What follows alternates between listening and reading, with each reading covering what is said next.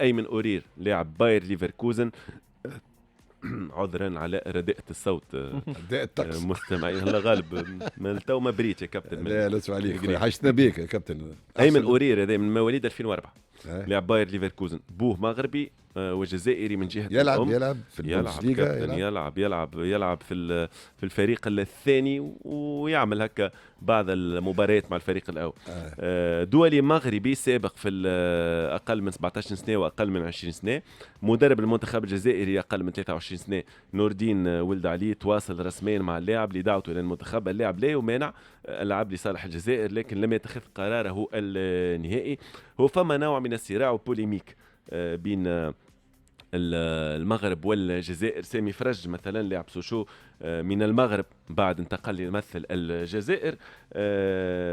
فما عديد اللاعبين مثلا سامي التلمساني لاعب تشيلسي جزائري الأب. ممكن المنتخب المغربي والجامعة الملكية المغربية كانت أكثر جدية في التعامل مع اللاعب علاش تم استقطابه. شكون كابتن؟ شاب ايامات عنده تو شهر يلعب في موناكو المغربي. مغربي ملاعبي مغربي. هذوما اوديسيت قاعده معنا سورتو اللي حكيت عليه. اسماعيل بن ناصر صارت بوليميك فيما يخص اسماعيل بن ناصر وقتها اللي بوه مغربي وامه جزائريه. وشنو قال كابتن؟ حكيت لي انت في الانترفيو كي حكى مع بوه شنو قال له بوه؟ قال له نتغشش عليك كان تلعب مع الجزائر ولا ما عادش نحكي معك حاجه. انترفيو عملها في الار ام سي 2019 قالوا له خاطر هي المشكل راهو كلهم اخويا محمد ومين كل ملاعبين عندهم 3 جنسيات. تلقاه فرنسي اول حاجه، تلقاه اما جزائري لا جزائري تونسي جزائري مغربي هولندي انسي دو سويت كيف معناه في الاخر يختاروا. عاد يحكي في الانترفيو نتاعو قال انا قالوا له علاش اخترت الجزائر فهمتي 2019 مش قالوا اخترت الجزائر خاطر الجزائر اعطتني مشروع رياضي خير من مشروع رياضي تاع المغرب. قالوا ما معنى؟ قالوا المغرب قالوا تقعد تلعب في اليوفا، الجزائر قالوا لا نلعبوك طول معناها في السينيور. قصة نتاع بوه هو مغربي وامه جزائري. قالوا كان تمشي تلعب في الجزائر ما عادش نكلمك. وذاك اللي صار وبعديش خوه اسكي الفريق قال لك بعد اشهر دخل بالحسنى فهمتي ولا باش رضى بوه ورضى هو فهمتي. كابتن شوف سكاوتينج المعمول به في الجزائر يخدموا على فرنسا اكثر. خو ياسين ابراهيم يعني حسب المعلومات اللي عندي هو اللي يخدم في السكاوتينج.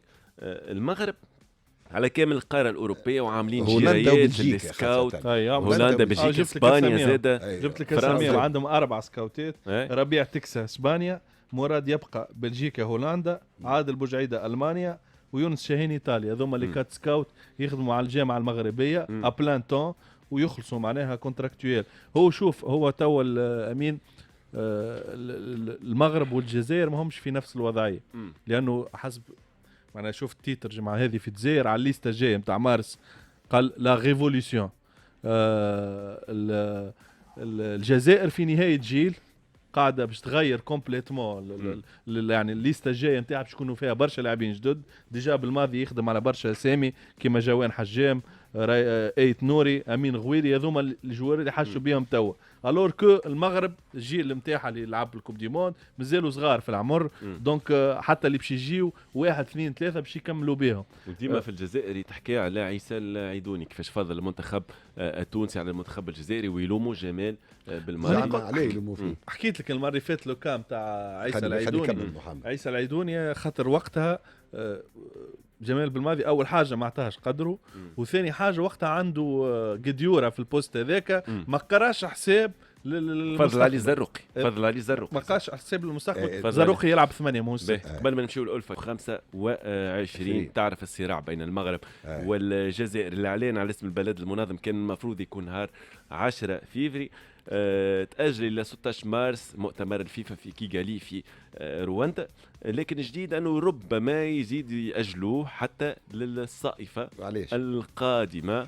نسأل فيه كان علاش التأخير هذا؟ باش يوريك أن الصراع في الكواليس محتد معناها شو وأن كما في الانتخابات معناها الزوز يكون معناها ماشي قد وما فماشي وكل يوم البلد يغير يولي مع هذا والاخر مع هذا. سي بور سيت ريزون معناها اللي ما نجموش ياخذوا خاطر ابريتو معناها باش يشوفوا معناها سي ان فوت دونك الوقت الحاضر معناها السكور كما نقولوا ترو سيري بيناتهم وحاجه اخرى ممكن كابتن لحظه ممكن وي. يتم الاعلان على البلد اللي باش يستضيف كان 2025 و2027 في نفس النهار، وينجم يكون فما قسمة وخيان الجزائر تاخذ 2027 والمغرب 2025. هذا حسب اخر كلام تقال، وهذا باش يثير غضب بلدان اخرى من مناطق اخرى، معنا من افريقيا الغربيه ولا كيما نيجيريا مثلا اللي تسعى لاستضافه 2027. شو بكل معنى احنا توا احنا كنا خيان الجرون مغرب الجزائر المغرب تونس تعرفوا بعضنا. Il n'y aura pas de concession entre les Marocains et les Algériens. يكذب عليك يا كابتن. انا نحب 25 والاخر يحب 25. لا اكثر يقول لك سياده كما عملوها تاع ترونسبور ايريان ونعرف شنو. Il n'y aura pas de concession. فماش تنازل. ليس هناك تنازل على 25 بين الجزائر والمغرب. شكرا لك كابتن. بعد شويه باش نحكيو مع ألفة زاوش على الليدرشيب، القياده، حس القياده في الرياضه. فاصل وراجعين.